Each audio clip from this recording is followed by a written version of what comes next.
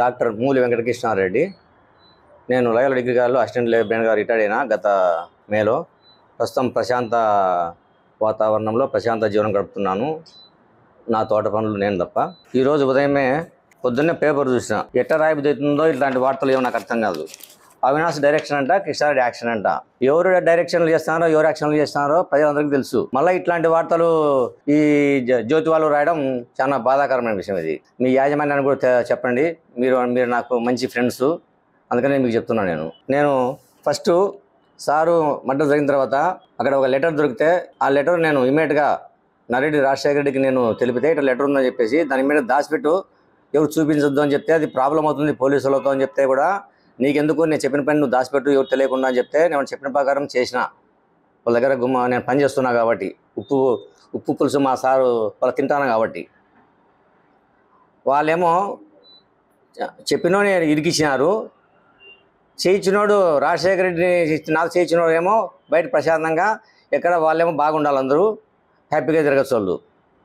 వాళ్ళు నీతులు చెప్తారు. ఇప్పుడు అట్లాంటివి రాయరు మీరు. తర్వాత నేను డిటీసీలో కూడా నన్ను బాగా కొట్టడం జరిగింది. ఎందుకు, నరెడ్డి రాజశేఖర రెడ్డి ఈ హత్య చేయించింటాడేమో, నీకు మంచి ఫ్రెండ్ కదా నువ్వు చెప్పు అని. నేనేం చెప్పా, నాకు మంచి ఫ్రెండే కానీ వచ్చేప్పుడు మాట్లాడుతుంటాను, కానీ ఇలాంటి విషయాలు ఎప్పుడు ఈ టాపిక్ వచ్చేది కాదు అని నేను యాజ్ ఇట్ ఈజ్గా ఉన్నది చెప్పేవాడిని. ఆ మాట చెప్తే వాళ్ళు కొట్టడం స్టార్ట్ చేస్తారు. ఇది అక్కడ నన్ను డిటీసీలో చేసిన పని. తర్వాత కొద్ది రోజులకు 13 రోజులు నన్ను అక్కడ ఉంచుకొని నన్ను ప్రకాష్ను ఎర్రగంగిరెడ్డిని రిమాండ్కి పంపించారు. రిమాండ్ 3 నెలలు అయిపోయింది. 3 నెలలు అయిపోయిన తర్వాత బయటకు వచ్చాము. కొద్ది రోజుల తర్వాత ఈ కేసును సిబిఐ వాళ్ళు హ్యాండ్ ఓవర్ చేసుకున్నారు. వాళ్ళు విచారణ నిమిత్తము ఏ టైంలో రమ్మన్నా కూడా కడపకు కానీ పులివెందులకు కానీ మా పనులు ఉన్నా కూడా మేము విడిచిపెట్టేసి వాళ్ళకి పోయి సహకరించి వాళ్ళకు మేము అన్ని విషయాలు చెప్పి వచ్చేవాళ్ళము. తర్వాత 3/3/2021 ఢిల్లీ నుంచి అప్పుడు ఇన్వెస్టిగేషన్ ఆఫీసర్ వచ్చేసి దీపక్ గౌర్, ఆయన నుంచి నోటీస్ పంపించారు పులివెందుల స్టేషన్కి. అప్పుడు సిఐగా భాస్కర్ రెడ్డి సార్ ఏమో ఉన్నట్టుంది అప్పుడు నాకు తెలిసి. భాస్కర్ సార్ నాకు ఫోన్ చేసి కృష్ణారెడ్డి స్టేషన్ కూడా నీతో కొంచెం మాట్లాడాలా, నీకు నోటీస్ తీసుకోవాలా అన్నారు.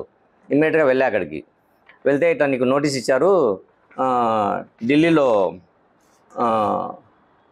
సిజిఓ కాంప్లెక్స్ ఉంది, అది సిబిఐ ఆఫీసు, 3వ తేదీ నువ్వు అక్కడ 10 గంటలకు అటెండ్ కావాలా అని నోటీస్ ఇచ్చారు.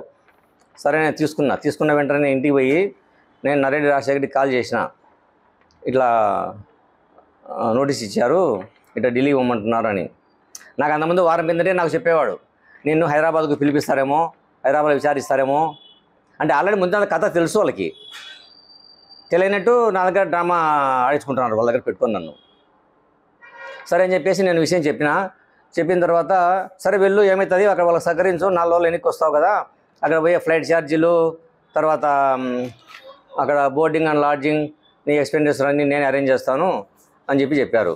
ఇది నాకు సిబిఐ వాళ్ళు ఇచ్చిన నోటీస్. ఇది 21లో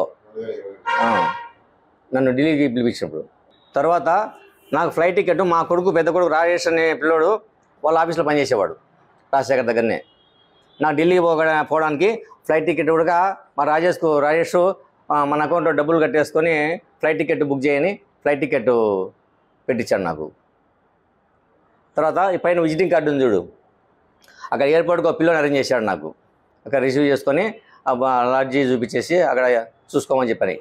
అక్కడ పాండే అని ఒక పిల్లోడు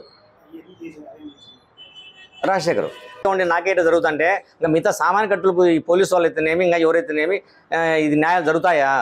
సుల్తాన్ నన్ను బెదిరించిన అని చెప్పి ఇచ్చా కదా, నేను బెదిరియలేదని ఒకటి, రామసింగ్ నేను కొట్టలేదని ఒకటి, నేను అవినాశి డైరెక్షన్లో నడుస్తున్నానని ఒకటి. వీటన్నిటికీ మీరు ప్రూఫ్ చూపించండి. మీరు అబద్ధం అని చెప్తే నా అబద్ధం అని చెప్తే మీరు ప్రమాణం చేయండి, లేదా నేను ప్రమాణం చేస్తా. మీరు ప్రమాణం చేయండి, నేను కేసు విత్డ్రా చేసుకుంటా నన్ను కొట్టలేదని. ఎక్కడికి రమ్మంటారో రండి, నేను వస్తా. చర్చికి రావాలన్నా, కాణిపాకం రావాలన్నా, తిరుమలకు రావాలన్నా, ఇంకా ఇక్కడికి రావాలని చెప్పండి, వస్తా.